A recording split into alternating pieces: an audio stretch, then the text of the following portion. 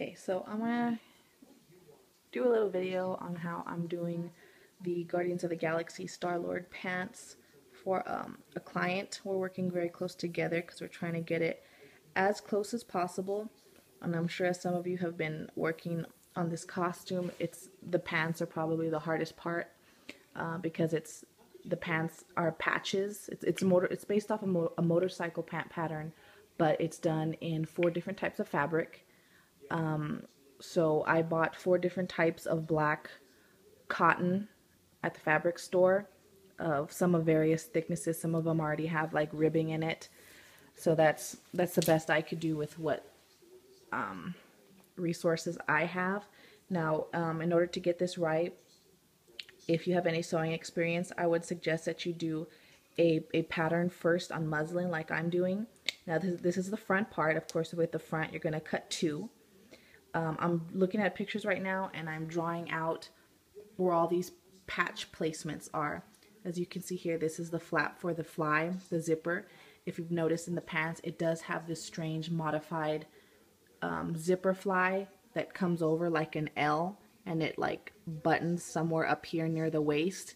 That'll be, I'm gonna have to make another piece for that. So this is one side of the pants, it's like the left side. Then I also have to make a copy of this and do the right side, but have that modified flap to have that weird curve thing with the 2 buttons for the zipper. So here, if you notice in his pictures, the Peter Quill, his pants have like a circular part near the crotch, if you see it. So I'm drawing that out here on the pattern, and then as well as this quilted part meets it, and it's all this part here. So I also drew that in, and then I'm going to draw the lines so that way I know when I cut it out, I'm going to have to cut this out of a different fabric, this out of a different fabric, this, and then there's going to be the knee placement, and that's going to be out of like you could do leather. I'm doing pleather because that's what I have, and that's pretty much all my machine will do. So I'm going to keep filling in the first part of this pattern, and then I'll show you what it looks like when I'm done sketching in all the patches. Okay, so I did the front part and the back part of the pattern.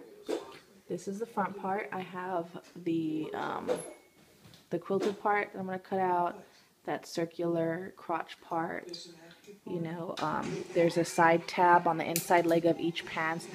Plus, I put this here for that placement. There's like some teardrop shaped metal thing, which I have no idea if I can get, but I'm putting it there in case I come across something that I can put there. And then here is the part for the knee, which is going to be in the pleather, and then I'm going to quilt it, and that'll go for the knee part. And then down there's just the end of the leg. And this is the back.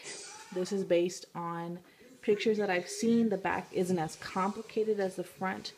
Well, you know, from what I can tell, it just has the side part, and then the inside here, and then right behind the knee are these little bluish gray tabs. I don't know what they're there for. Since the boot covers from like here down, I don't know what's going on down here, so I'm just gonna keep it simple. So yeah, I can start cutting my fabric now.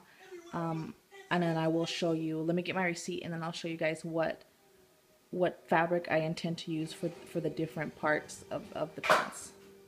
Alright, so really quick, I want to talk about the fabrics that I'm going to use. On the outside, I picked something called, this is all from Joann's, so you can get it from Joann's.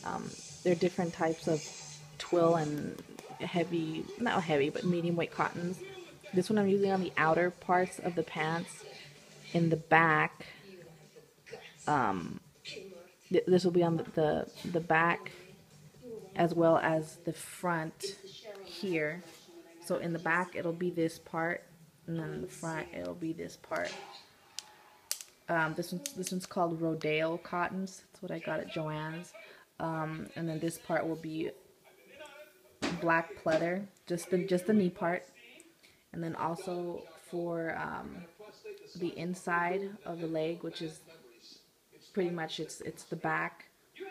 and then this crotch part is this other fabric, and this is a twill, a medium weight twill. And then for the patch part, I think it's a poplin, not the stretch poplin, but just regular poplin. I'm trying to figure out what the receipt is, and I'm trying to look it up on the website, but it won't bring up the item number for this.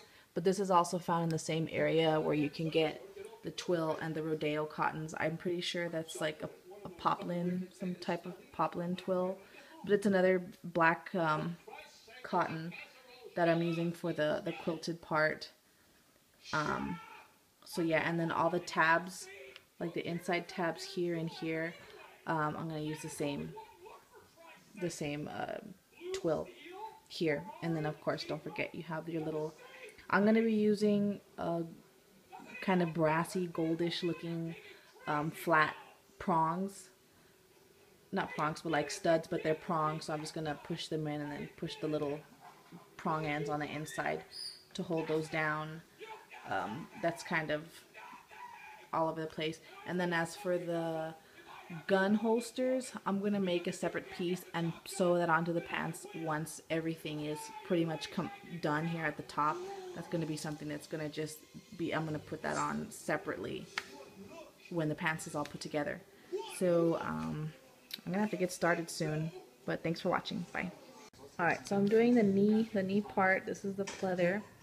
I had cut this one out, but then I forgot to add the allowance this way and this way, because you're gonna have to end up pleating it a little bit so that way it can move with the knee, and make sure that the ends are a little bit more tapered in. Of course, you can fit this on yourself, like how I was doing. I was kind of just putting it on my knee, and it was still a little wonky, so I was bringing in the ends more as far as pleating it thicker. So from whatever you trace out on your pattern, I would extend the allowance, not like the 3/4 or seam or half-inch seam allowance when you sew it, but I would extend it an additional like 1.5 inches this way and 1.5 inches this way, so that way when you fold it, it still stays the size that it's supposed to be when you sew it. I had to move mine up a little bit because it was too low on where my knee was, so I moved it up, but you know, so that way it's still the same shape and stuff. So that's just a little tip.